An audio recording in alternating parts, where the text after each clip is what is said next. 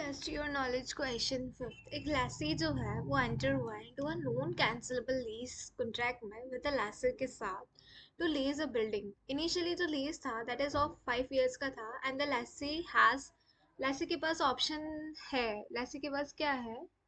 लैसी के पास ऑप्शन है कि वो एक्सटेंड कर सकता है लीज को by another 5 years at the same rentals पर।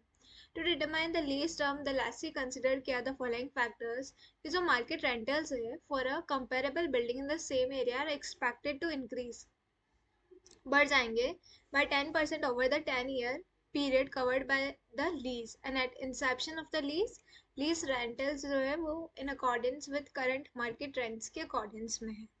The lessee intends to stay in a business in the same area for at least 20 years.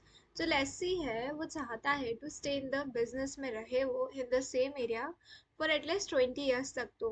और जो लोकेशन है बिल्डिंग का वो आइडियल है for relationship with suppliers and customers के साथ.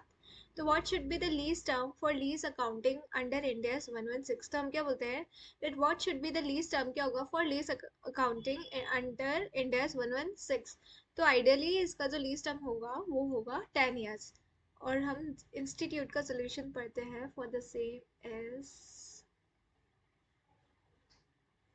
तो after considering all the stated factors को कंसिडर करके हम ये बोल रहे हैं lessee concludes that it has a significant economic incentive to extend the lease. तो उसके पास सिग्निफिकेंट इकोनॉमिक इंसेंटिव है कि वो लीज को बढ़ाए आगे फॉर दस for the purpose of lease accounting under India's 116 के पर्पज से जो लेसी है यूज करे usage a lease term of 10 years का यूज करेगा. तो लीज टर्म कितना होगा ऑफ 10 years. तो after considering all the stated factors हमें ऐसा लग रहा है ऐसे कंक्लूड करा है दैट उसके पास सिग्निफिकेंट इकोनॉमिक इंसेंटिव है कि वो लीज के पीरियड को एक्सटेंड करे 5 years से एक्सटेंड करे 10 years तक.